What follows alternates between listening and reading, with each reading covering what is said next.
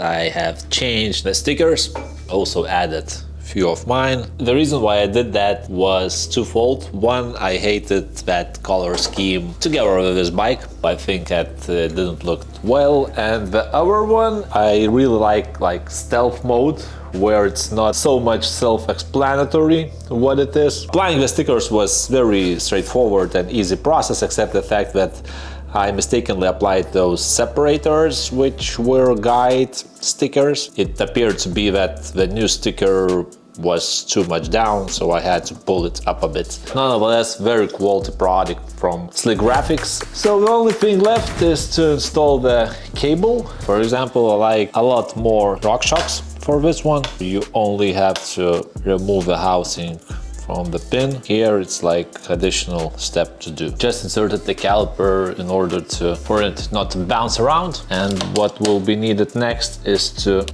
remove the twin lock. Whoa, there are a lot of sand there. The reason being why we are eliminating it for the time being. It's problematic to access that small tiny bolt which covers access, so you have to remove it and make sure not to lose it.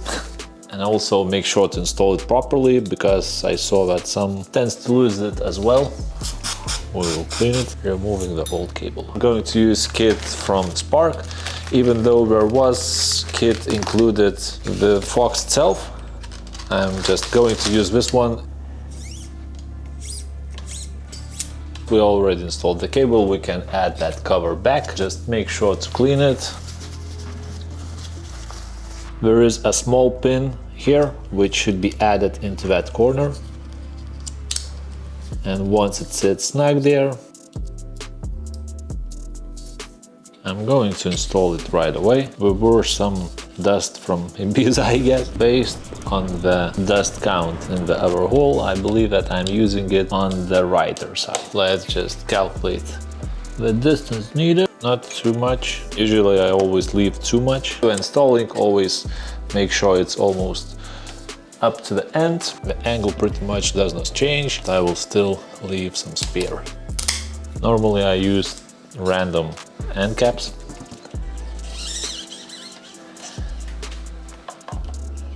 I'm doing this for the first time on the Fox. As a rule of thumb, make sure there is not too much slack here, so this is not good. You have to pull it a bit more because you still have some pulls there to do. It should be fine. For sure, the whole damper thing, how you connect the cable, is more comfy on the Fox rather than RockShox. And then the moment of truth.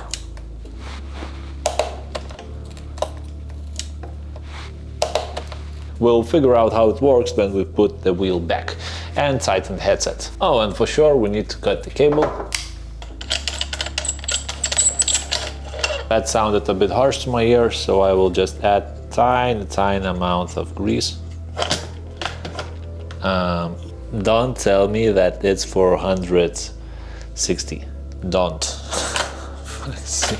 Apparently it is. Thankfully I have some adapters, so hopefully they will work. This brake mount adapter, will it save me? This really came to me as a surprise. These are the cases when it's good to have some spares. Let's say it this way. I will be extremely surprised if this works out, because it doesn't look good. All right. Still not there.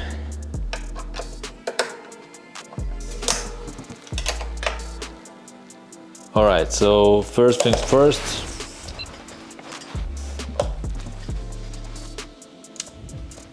Oh my God, it's firm. I can't believe it.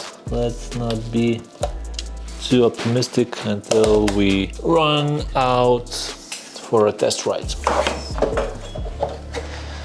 Last remaining thing left is to tighten the headset. 5 Newton meters.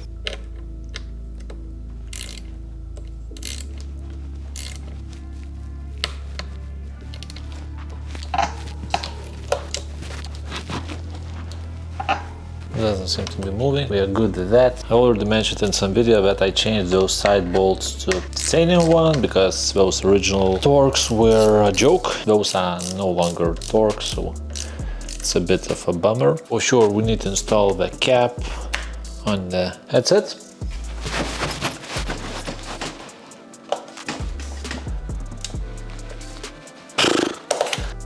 We will see if this lockout will lock out the way it lockouts now, because if it does, then I'm all sold for Fox. At least for now. Last one thing, which is Fender. Extra few grams just to make sure that myself, my eyes, as well as the onboard comes out clean.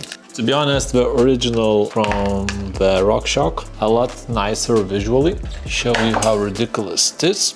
Maybe using this provided tool for this procedure is not a good idea either.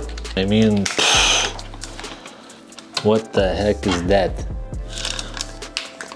And why this crap is bent like, I don't know, like what? But terrible design, to say the least for now.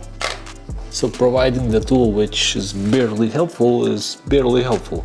I would say it this way. Doesn't seem to be fitting nicely. So the package says what? That it comes from the top and you just tighten it. First check whether it's actually fitting.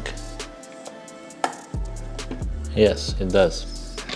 In such situations you question yourself, am I no longer able to install the bolt? But that is failure by design. Nothing else, nothing more. My take on this topic would be what suits more than one does not suit any of them properly. Alright, and the last thing. In the past I had a hard time weighting in spark because there's no proper way how to hang it, but let's just see. With Garmin, the microphone, and with all those additional gadgets, 10.88.